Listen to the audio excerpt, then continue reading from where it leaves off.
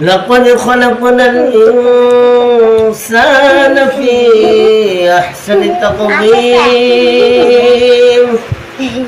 আল্লাহ তাআলা বলেন, ও বান্দা, আমি তোমাকে সৃষ্টি করেছি সর্বোৎকৃষ্ট সর্বসুন্দর বান্দা হিসাবে, সর্বসুন্দর মাখলুক হিসাবে। তোমার মতো ফেরেশতাও সুন্দর নয়, তোমার মতো জিনও সুন্দর নয়।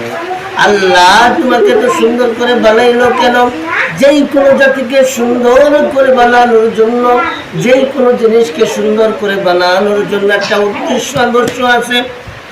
এই জন্য আল্লাহ তাআলা বলেন, বান্দা রে, আমি তোমাকে তো সুন্দর করে বানাইলাম।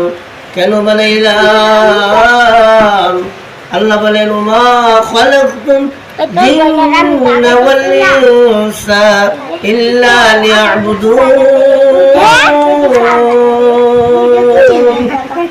আমি মানুষ এবং জিন বানাইলাম যেন তারা আমি আল্লাহর ইবাদত করে।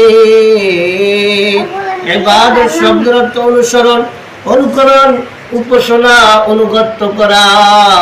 আল্লাহ তাআলা যেইভাবে মানুষকে বলেছেন, ও বান্দা তুমি 5 ওয়াক্ত নামাজ পড়ো, ও বান্দা তুমি রোজা থেকো, ও বান্দা তুমি হালাল খাও, ও বান্দা তুমি সুদ ছেড়ে দাও, ও বান্দা তুমি ঘুষ ছেড়ে দাও। যদি বান্দা ঠিকঠাক মতো আল্লাহর ইবাদত করে, আল্লাহ তাআলা বলেন তুমি নেককার বান্দা। আল্লাহ বলেন, ইন্নাল আবরার লাফি নাঈম। আমি নেককার বান্দাদের জন্য, আমি ইবাদত গুজার বান্দাদের জন্য জান্নাতুন নাঈম রেখেছি। যে জান্নাতুন নাঈম নিয়ামতে পরিপূর্ণ জান্নাত। আল্লাহ তাআলা আমাদের সকলকে নিয়ামত পরিপূর্ণ জান্নাতে যাওয়ার তৌফিক দান করুন।